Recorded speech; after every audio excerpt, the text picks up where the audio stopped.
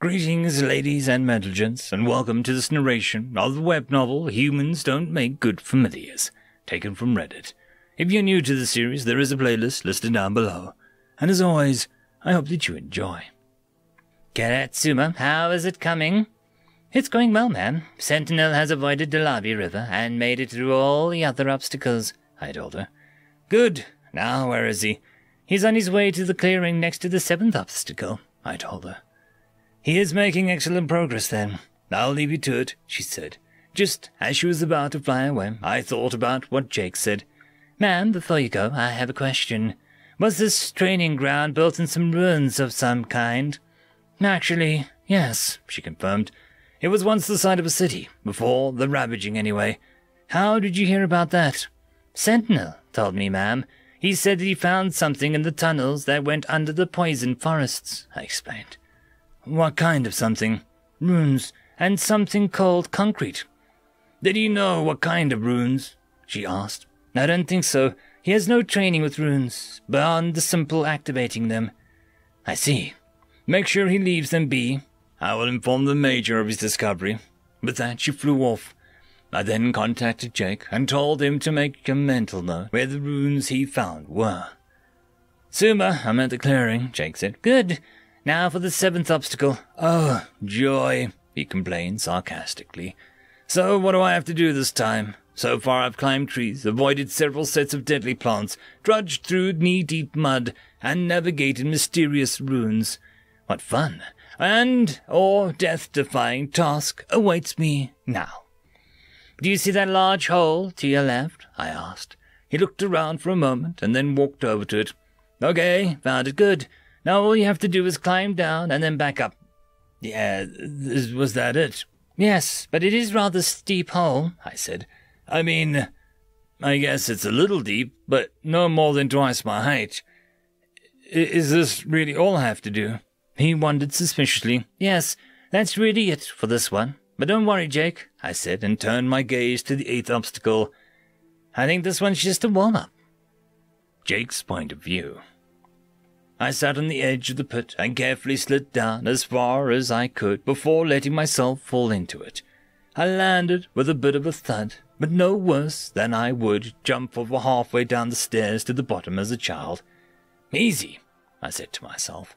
I looked up at the walls surrounding me and had a momentary flashback to the entrance of that cave. For just a second, I felt like I was back there again. But I shook myself out of it and started climbing my way out of the pit. I started by sending Jericho, my armor, away so I could be lighter. Getting into the pit was far easier than getting back out. I hadn't noticed from the outside, but the walls were smoother than I'd first realized, which made finding holds for my hands and feet harder. Jake, I can't see you from my position. How are you doing? Sua asked.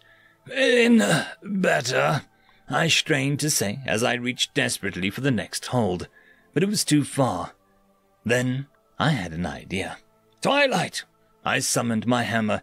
It appeared in my hand and nearly caused me to lose my grip on the wall. The sudden change made me drop Twilight, and it fell with a clang to the rocks below. I sighed and resummoned it back to my hand, being careful not to drop it this time. Twilight was too heavy to maneuver with only a single arm, so I wouldn't be using my arm. I focused on what I'd learned from Seal and wrapped my mana around Twilight, floating it upwards above my head. I was careful to avoid the areas where runes on them and Selakar had created. I didn't want them activating. Not yet, anyway. I positioned Twilight so that it was far upwards as it could go, but while staying within reach. Then I activated one of the runes by wrapping my mana around that area. A huge burst of air exploded from the back of Twilight and forced it into the side of the rocky wall. Bits of the stone had landed on my shoulders, but I'd hardly noticed. Jake, what was that noise? Suma cried, out concerned. That was the sound of a handhold being made, I told her. I looked up and saw a strange sight. The cone spike of my hammer had been thrust in its entire length into the rock. The rock wall itself had a brand new crack running several feet out from the cone's entrance. Are you okay? Sua asked. I'm fine, I said, and pulled myself up to Twilight's handle. From there, The rest of the climb was almost easy. Once I was out of the pit, I resummoned Twilight and inspected it for damage. It seemed fine, so I sent it away and summoned Jericho back.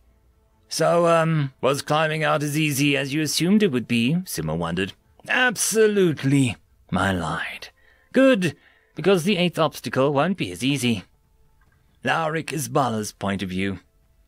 Okay, Loyalty, just a bit farther now. Stop when you arrive at the tree line, I told my black serpent familiar. I was one of many Niama going through the exercise with their familiars today. We were on the 4th obstacle, a mud flat created with nature magic.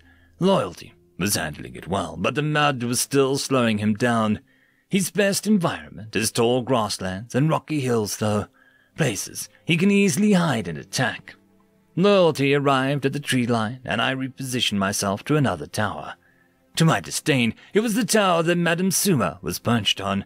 She didn't seem to take notice of me, as I landed on the perch on the opposite side of the tower. Loyalty was at a poison forest, a deadly place for most creatures, especially Niama, but not to Loyalty. He slithered easily through the obstacle and onto the next Lbry River. This obstacle would be too much for him to cross like he did the forest, though, so he needed to be led to the nearest safe area, the natural passageway that made the poison waters a bit safer. Upon his arrival, I realized it would be difficult for his large frame to cross such a narrow path, so I made him go slowly. Despite the water on the other side of the river being safer, he still wouldn't be able to cross through it due to him not being able to swim. Suddenly, I heard a loud sound like thunder rumble from one of the other obstacles. "Jake, what was that noise?" Lady Suma shouted. Her familiar was probably doing something reckless again. I ignored her and went back to Loyalty, who had just managed to cross the river and was on his way to the 6th obstacle, an underground maze of sorts. End of chapter. The algorithm reckons you should be watching this video next, and I recommend that you should be always watching my video. So, click with energy! And yes, clicking that does help the channel. Thank you very much. I'd just like to thank the T5 members and Patreons. Alithia, Barkey, Feudikiol, Meridian 117, Cam Maxwell, Casper, Arnholtz, Albard and Guster, Lord Ashrakul, and White Van 420.